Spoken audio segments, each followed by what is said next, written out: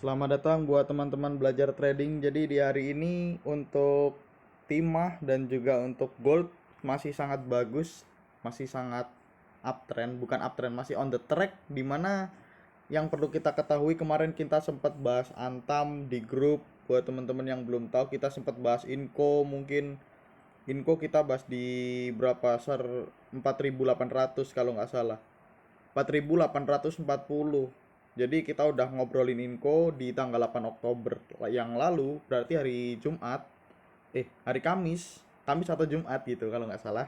Kita bahas Inco dan ternyata bener buat teman-teman, selamat yang kemarin ambil di 4.810 atau 4.800. Hari ini bisa cuan sekitar berapa berarti? 4,5% kayak gitu dalam 2 hari, cukup lumayan menurutku. Jadi buat teman-teman lain yang mungkin belum masuk ke grupnya belajar trading, bisa masuk grupnya belajar trading. Nanti saya masukkan linknya di deskripsi, tinggal klik linknya, teman-teman bisa masuk secara gratis tanpa berbayar. Di situ teman-teman bisa nungguin rekomendasi, bisa ngobrol sama teman-teman yang lain tentang apa namanya saham-saham teman-teman kayak gitu, bisa ngobrol apapun di sini. Kita stay calm aja dan tetap jaga suasana kekeluargaan di grup, jangan saling ejek gitu aja udah, cuman itu aja peraturannya. Jadi buat teman-teman yang mau masuk silahkan cek kolom deskripsi. Kita lanjut aja ke pembahasannya. Di sini ada Medca, Tins, Inco dan juga Antam.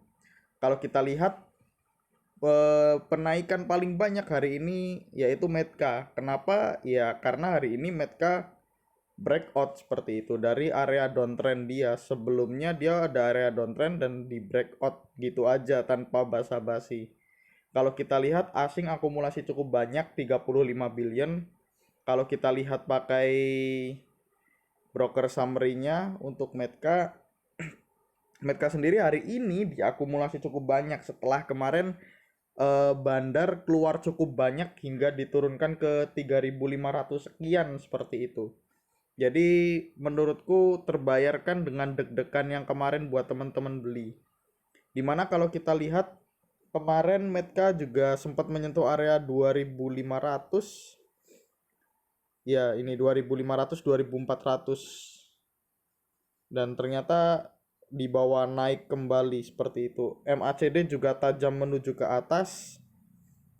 Ya, kalau kita lihat harusnya supportnya masih di MA5 dia. Atau kita bisa tarik di garis downtrendnya dia. Dia jebolin garis downtrend langsung begitu aja dengan volume yang cukup bagus menurutku. Jadi kedepannya kalau seumpama dijaga di area atas downtrend dia sebelumnya, menurutku masih cukup bagus. Ya mungkin di 2.700 itu area yang paling tidak boleh diturunkan kembali untuk melanjutkan kenaikan dia. Seperti itu buat Medca ya buat teman-teman. Kita lanjut ke saham berikutnya. Di saham berikutnya ada saham Tins, di mana Tins juga hari ini mengalami kenaikan dengan pembelian asing yang cukup signifikan juga, 17 billion. Pembelian paling banyak BK, YU, MG, EP. Ini broker-broker sultan masuk semua. MG buat teman-teman yang suka main bersama MG juga. Kalau kita lihat secara broker summary-nya untuk Tins, Tins juga hari ini diakumulasi sama bandar kayak gitu. Bandar akumulasi, lalu asingnya akumulasi. Secara 20 hari asing juga akumulasi yang cukup menurutku untuk dinaikkan. Ya kalau teman-teman kemarin beli di 3.500 bisa nunggu sampai ke 1.500, bisa nunggu ke 1.750 sampai 1.800 seperti itu.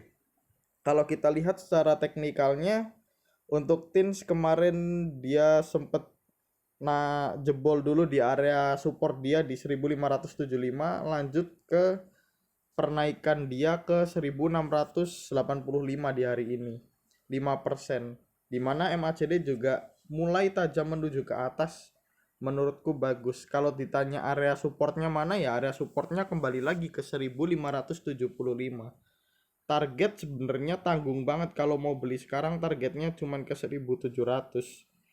Ke 1.700 berapa ini berarti 1.760. Ya kalau 1.760 jalan lagi ya mungkin target berikutnya ke 1.800 ke 2.000, tapi bakalan berat ke arah-arah situ.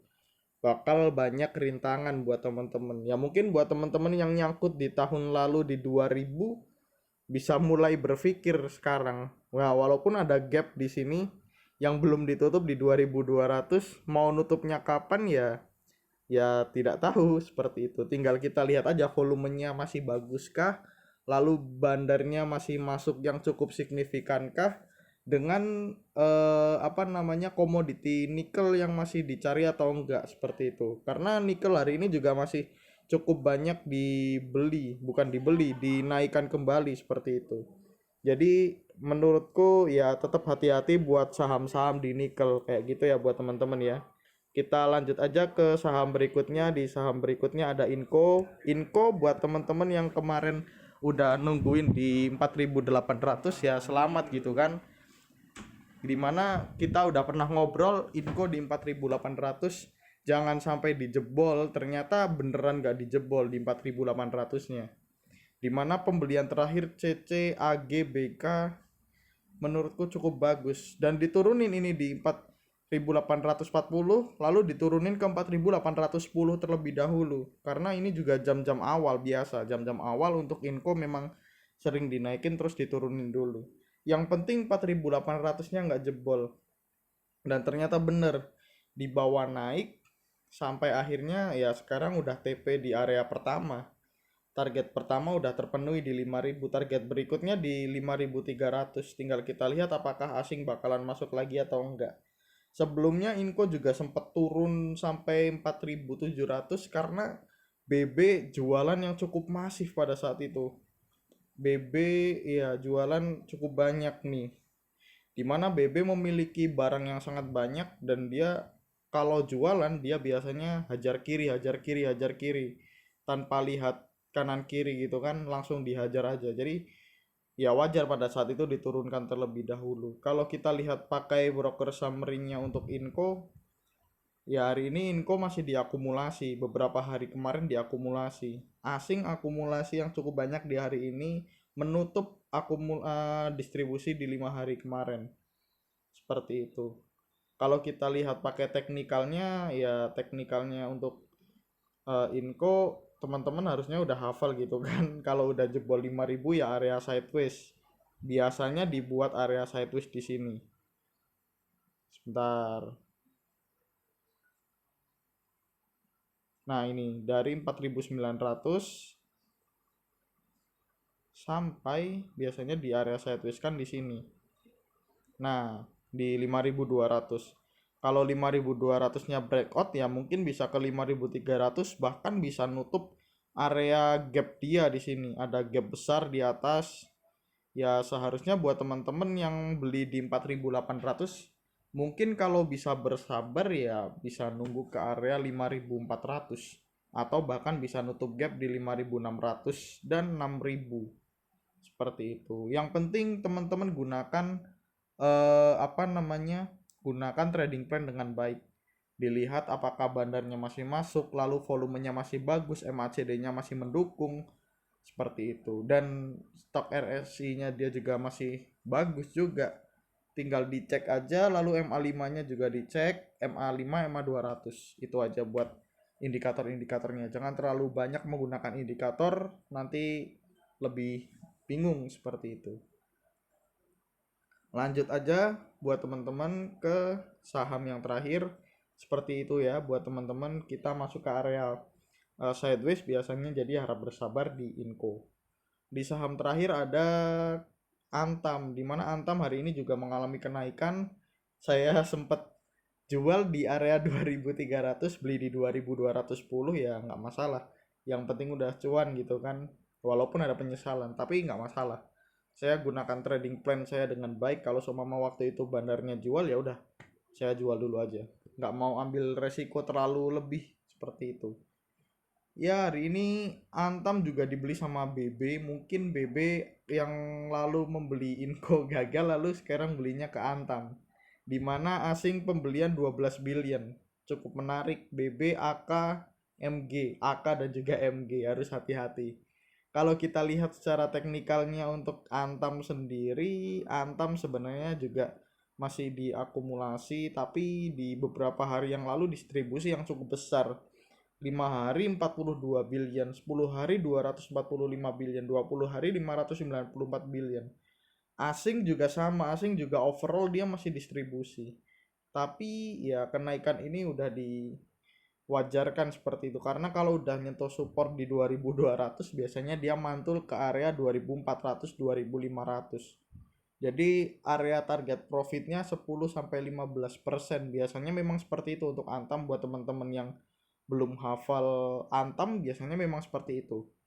Jadi kita beli di 2200 lalu jual di 2400 2500. Tapi karena saya kemarin ya takut aja sama bandarnya masih jualan, asingnya jualan cukup masif, ternyata retailnya cukup apa namanya cukup untuk membackup agar Antam tidak diturunkan di 2200 seperti itu ya. No problem, kita ada cuan di saham lain, nggak cuma di Antam doang gitu kan.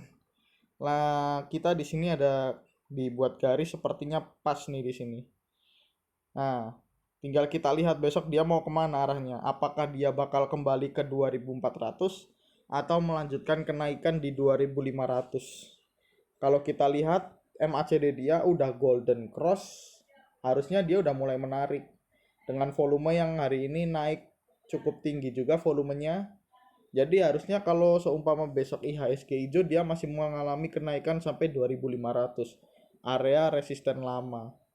Jadi seperti itu untuk Antam. Kalau seumpama turun ya dia turun-turun ke area sini teman-teman.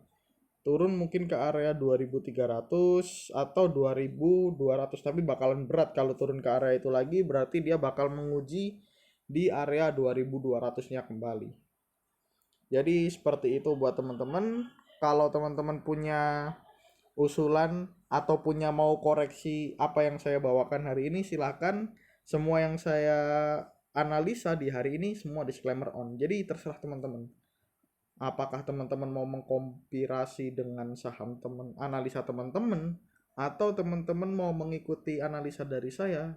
Tapi menurut saya lebih baik teman-teman mengkomparasi dengan analisa dari teman-teman. Jadi tidak hanya memberatkan pada analisa dari saya sendiri untuk dijadikan analisa buat teman-teman, atau teman-teman bisa lakukan analisa dengan trader-trader lain, kayak contohnya ada Borneo Trader, di situ ada yang saya juga sering belajar di Borneo Trader, ada punyanya Om Frans yang saya Om Franciscus Widguna yang saya juga belajar di situ juga, atau ada lagi punyanya apa namanya Trading for Better Life gitu juga, saham yang apa namanya channel YouTube yang bagus menurutku.